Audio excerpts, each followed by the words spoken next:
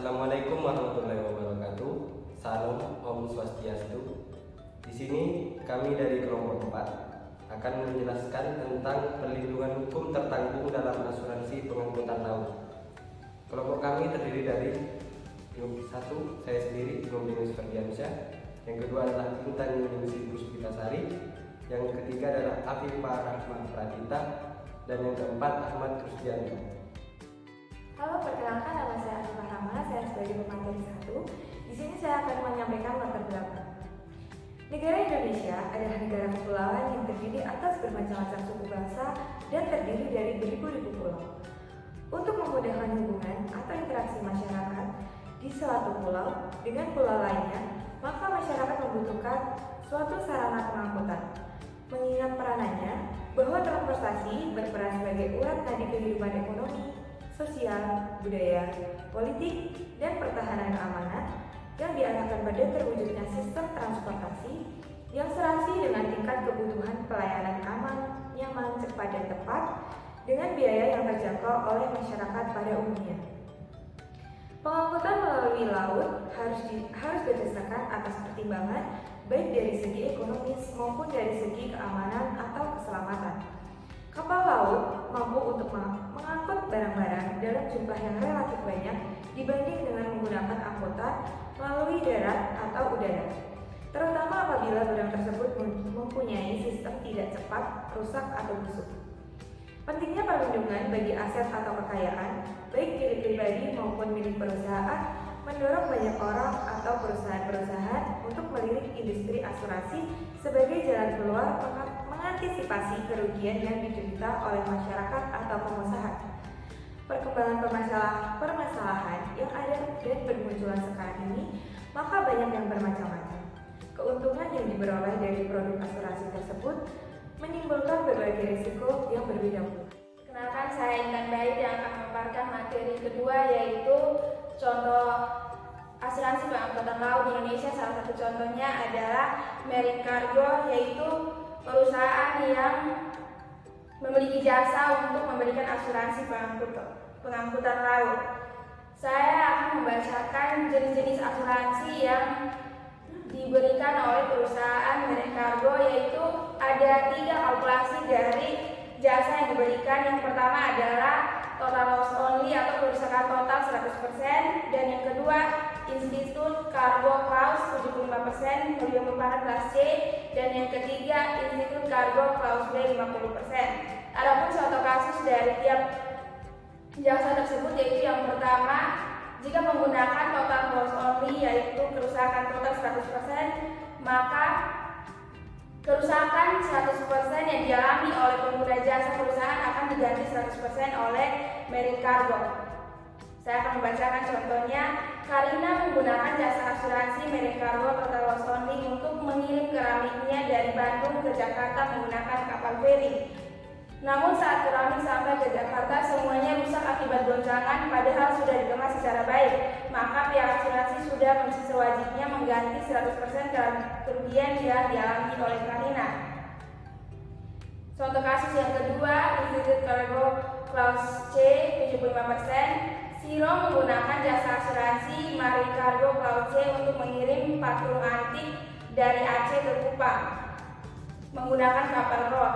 Namun saat patung antik tersebut sampai ke Kupang, semuanya hangus akibat kebakaran, maka pihak asuransi sudah sewajibnya mengganti 75% kerugian yang dialami Siro. Selain karena Siro menggunakan Institute Cargo Clause C 75%, mengapa kerugian yang diberikan kepada Siro hanyalah 75% disebabkan karena ada peraturan jika barang yang diangkut mengalami kebakaran atau kapal mengalami kandas, terguling, atau terbalik, maka penggantian rugi hanya senilai 75%, tidak bisa sampai 100%. Contoh kasus yang ketiga, Institute Cargo Clause B 50%. Contohnya adalah FIFA mengirim paket usaha pakaian bekas dari Jogja ke Kalimantan dengan kapal.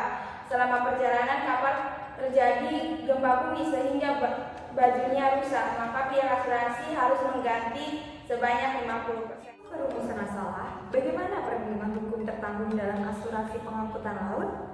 Di sini kita akan membahas Dalam mengkaji persoalan perlindungan hukum, pemegang polis sebaiknya diuraikan terlebih dahulu dari aspek hukum.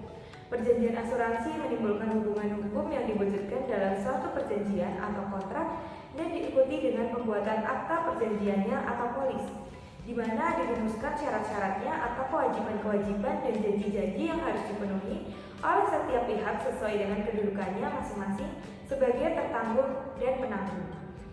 Pengertian hukum asuransi merupakan bagian dari hukum perjanjian atau hukum perikatan yang diatur dalam KUH Perdata.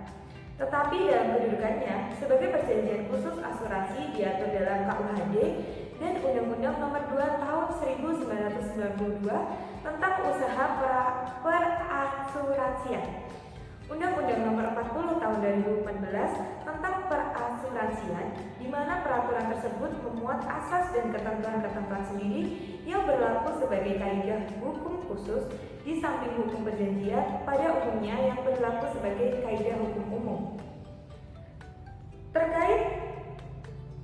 Terkait terhadap tanggung jawab pengangkut, apabila terjadi kerugian yang disebabkan oleh pengangkut tersebut, pengangkut diwajibkan untuk mengganti kerugian yang disebabkan oleh rusak atau hilangnya barang, baik seluruh atau sebagian, sehingga pengangkut tidak dapat menyerahkan barang-barang yang diangkut dalam keadaan cacat atau rusak di dalam pengangkut.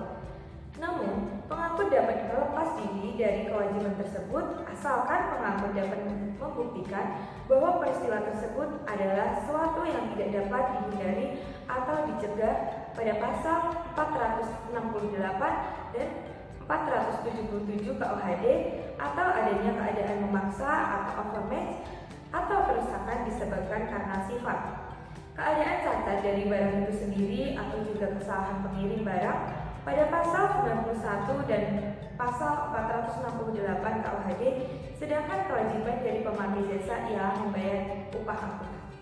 Di dalam pasal 4 Undang-Undang Perlindungan Konsumen mengatur mengenai hak konsumen yang harus dilindungi oleh pelaku usaha.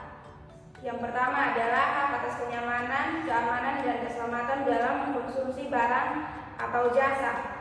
Dan yang berikutnya adalah hak untuk mendengar pendapat dan keluhannya atas barang dan atau jasa yang digunakan. Dan yang terakhir adalah hak untuk mendapatkan kompensasi ganti rugi atau penggantian apabila barang atau jasa yang diterima tidak sesuai dengan perjanjian atau tidak sebagaimana mestinya. Perkenalkan, nama saya Ahmad Kristianto. Di sini saya akan melanjutkan materi dari teman-teman saya yang tadi barusan, yakni tanggung jawab pengangkut. Bentuk tanggung jawab pengangkut sebagaimana dijelaskan dalam pasal 468 KUHD menyebutkan bahwa tanggung jawab pengangkut antara lain: 1. Persetujuan pengangkutan mewajibkan pengangkut untuk menjaga akan keselamatan barang yang harus diangkutnya, mulai saat diterimanya hingga saat diserahkannya barang tersebut. Yang kedua, si pengangkut diwajibkan mengganti segala kerugian yang disebabkan karena barang tersebut seluruhnya atau sebagian tidak dapat diserahkan, atau karena terjadi kerusakan pada barang itu, kecuali apabila dibuktikannya bahwa tidak diserahkannya barang atau kerusakan tadi disebabkan oleh suatu malapetaka yang selayaknya tidak dapat dicegah maupun dihindarkan, atau cacat daripada barang tersebut, atau oleh kesalahan dari yang mengirimnya. Yang terakhir, yang ketiga, ia bertanggung jawab untuk perbuatan dari segala mereka yang dipekerjakannya dan untuk segala benda yang dipakainya dalam menyelenggarakan pengangkutan tersebut. Sekian penjelasan dari saya. Terima kasih. Baik, kesimpulan yang dapat saya simpulkan dari penjelasan teman-teman, pelindungan hukum pemegang polis dalam perjanjian asuransi kendaraan bermotor ditinjau dari hukum asuransi secara umum, yakni bila mana terjadi event yang menimbulkan kerugian, maka berdasarkan polis standar asuransi kendaraan bermotor tertanggung atau pemegang polis berhak mendapatkan ganti kerugian. Apabila terjadi sengketa, berhak mendapatkan penyelesaian sengketa melalui lembaga mediasi berdasarkan pasal 54 bab 9 Undang-Undang Nomor 40 tentang perasuransian, yaitu tentang perlindungan pemegang polis tertanggung atau peserta perusahaan asuransi bertanggung gugat atas kerugian yang dialami oleh pemegang polis yang diakibatkan tidak memberikan informasi yang benar kepada pemegang polis, sehingga menimbulkan ketidakpastian terhadap pemegang polis. Kerugian yang diakibatkan adanya kesalahan oleh pengangkut dalam mengoperasikan angkutan penyeberangan yang mengakibatkan kerugian kepada penumpang dan pengangkut bertanggung gugat atas kesalahan dalam mengoperasikan angkutan penyeberangan berdasarkan Undang-Undang Nomor 17 Tahun 2008 tentang pelayanan. Demikianlah presentasi dari kelompok kami. Kurang lebihnya mohon maaf. Wassalamualaikum warahmatullahi wabarakatuh.